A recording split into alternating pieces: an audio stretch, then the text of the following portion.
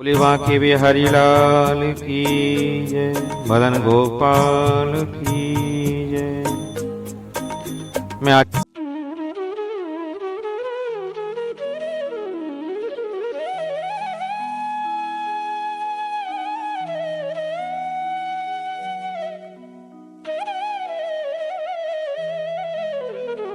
बोले बांके बिहारी लाल की जय, मदन गोपाल की जय। मैं आचार्य कृष्णा शौवरी आज आपको कार्तिक मास कृष्ण पक्ष की रमा एकादशी का महत्तम सुनाता हूँ। और महत्तम से पहले मेरे गोविंद के नाम का संकीर्तन आप करें मेरे साथ में। तो प्रारंभ करते हैं। बोले बांके बिहारी लाल की जय। मेरे बांके बिहारी लाल, मैं तेरी शरण पर्यो। मेरे बांके बिहारी लाल, मैं तेरी शरण पर्यो। दीन बंधु हो कान्हा तुम ही, दीन बंधु हो कान्हा तुम ही। अब तो टेर सुनो बिहारी तेरी शरण पर्यो। मेरे बांके बिहारी लाल, मैं तेरी शरण पर्यो। हम चाकर तेरी गलियन के, हम चाकर तेरी गलियन के। प्रभु हृदय आन बसो, प्रभु हृदय आन बसो। बिहारी तेरी शरण पर्यो। मेरे बांके बिहारी लाल, तेरी शरण पर्यो। मेरे प्यारे मदन गोपाल, मैं तेरी शरण पर्यो। मेरे प्यारे नंद के लाल, मैं तेरी शरण पर्यो। कालिंदी के कुल सुहावन, कालिंदी के कुल सुहावन। हरि तुम रास रचो, बिहारी तेरी शरण पर्यो। मेरे बांके बिहारी लाल, मैं तेरी शरण पर्यो। मेरे प्यारे मदन गोपाल, मैं तेरी शरण पर्यो। नहीं जाऊं या जग में अब तो, नहीं जाऊं या जग में अब तो। कोई चाहे कछु करो, बिहारी तेरी शरण पर्यो। मेरे बांके बिहारी लाल, मैं तेरी शरण पर्यो। कृष्णा श्याम चरण को सेवक, कृष्णा गुरु चरणन को सेवक। हरि अब तो कृपा करो, बिहारी तेरी शरण पर्यो। मेरे बांके बिहारी लाल, मैं तेरी शरण पर्यो। मेरे प्यारे मदन गोपाल, मैं तेरी शरण पर्यो। बोलो कन्हैया लाल की जय।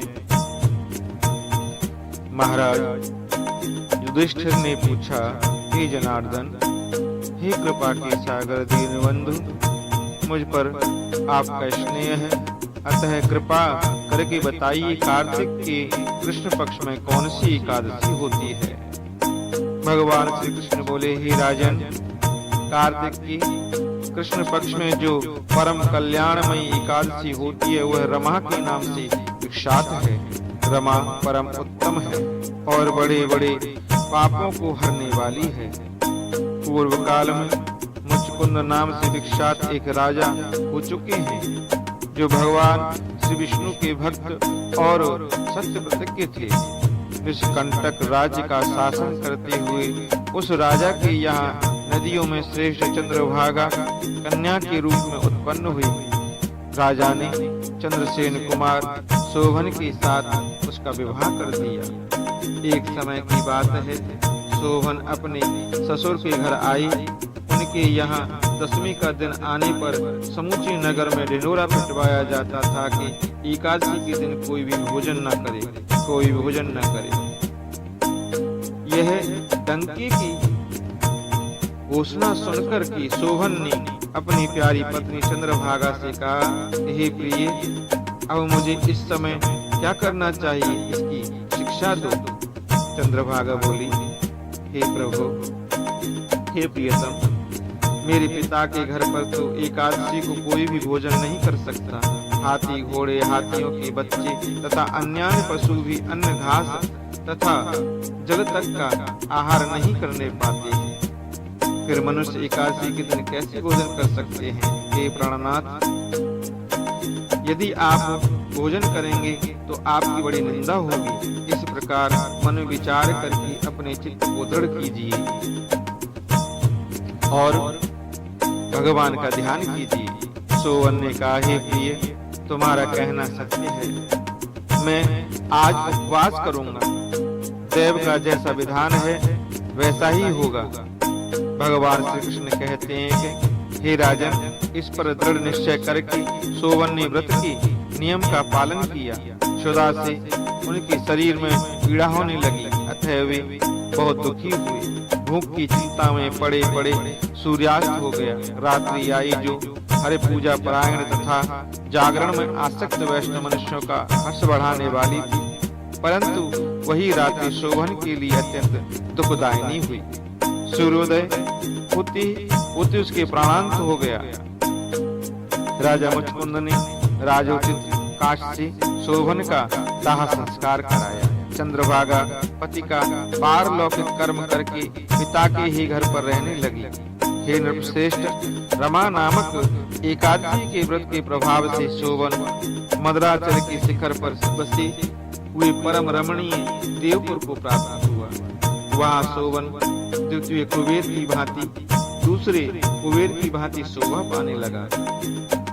राजा मुचकुंद की नगर में सोम शर्मा नाम से विख्यात एक ब्राह्मण रहते थे।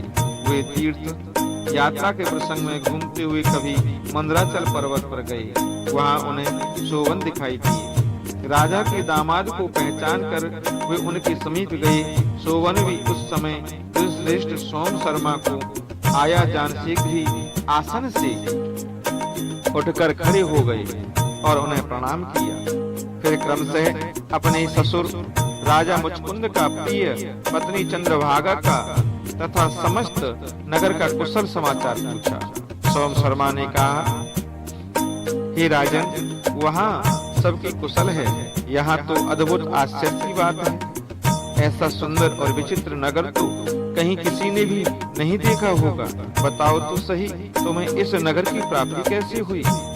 शोभन बोले, हे द्विजेंद्र, कार्तिक के कृष्ण पक्ष में जो रमा नाम की एकादशी होती है उसी व्रत का प्रभाव है। उसी व्रत को करने से मुझे ऐसे नगर की प्राप्ति हुई है। हे ब्राह्मण, मैंने श्रद्धाहीन होकर इस उत्तम व्रत का अनुष्ठान किया था, इसलिए मैं ऐसा मानता हूँ कि यह नगर सदा स्थिर रहने वाला नहीं है।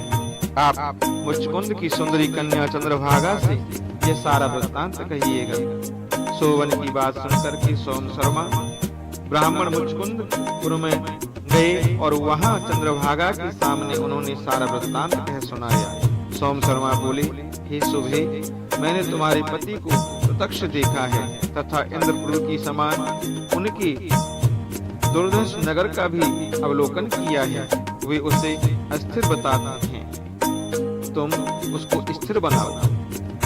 चंद्रभागा ने कहा, हे ब्रह्मर्षि, हे ब्राह्मण, मेरे मन में पति के दर्शन की लालसा लगी हुई है। आप मुझे वहां ले चलिए, मैं अपने व्रत के पुण्य से उस नगर को स्थिर बनाऊंगी।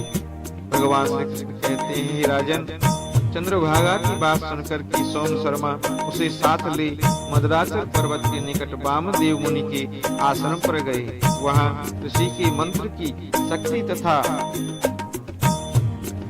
एकादशी के सेवन के प्रभाव से चंद्रभागा का शरीर दिव्य हो गया तथा उसने दिव्य गति प्राप्त कर ली। उसके बाद वह पति के समीप गई।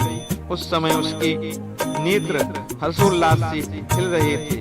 अपनी प्रिय पत्नी को आए देख शोभन को बड़ी प्रसन्नता हुई। उन्होंने उसे बुलाकर के अपने वाम भाग में सिंहासन पर बिठाया। तदनंतर चंद्रभागा ने हर्ष में भर करके अपने प्रीतम से यह प्रिय वचन कहा, हे नाथ, मैं हित की बात कहती हूँ, सुनिए। पिता के घर में रहते समय जब मेरी अवस्था 8 वर्ष से अधिक हो गई, तभी से लेकर आज तक मैंने जो एकादशी के व्रत किए हैं और उनसे मेरे भीतर जो पुण्य संचित हुआ है, उसके प्रभाव से यह नगर कल्प के अंत तक स्थिर रहेगा तथा 100 प्रकार के मनोवांछित वैभव से समृद्धशाली होगा। हे नृपश्रेष्ठ, इस प्रकार रमा व्रत के प्रभाव से चंद्रभागा दिव्य भोग, दिव्य रूप और दिव्य आभरणों से विभूषित हो अपने पति के साथ मंदराचल के शिखर पर विहार करती है। हे राजन, मैंने तुम्हारे समक्ष रमा नाम की एकादशी का वर्णन किया है। यह चिंतामणि तथा कामधेनु की समान तथा सब मनोरथों को पूर्ण करने वाली है। मैंने दोनों पक्षों की एकादशी का व्रत पापनाशक मातम बताया है। जैसे कृष्ण पक्ष की एकादशी है, वैसे ही शुक्ल पक्ष की भी एकादशी होती है। उनमें भेद नहीं करना चाहिए। जैसे सफेद रंग की गाय हो या काले रंग की गाय, दोनों का दूध तो एक समान ही होता है।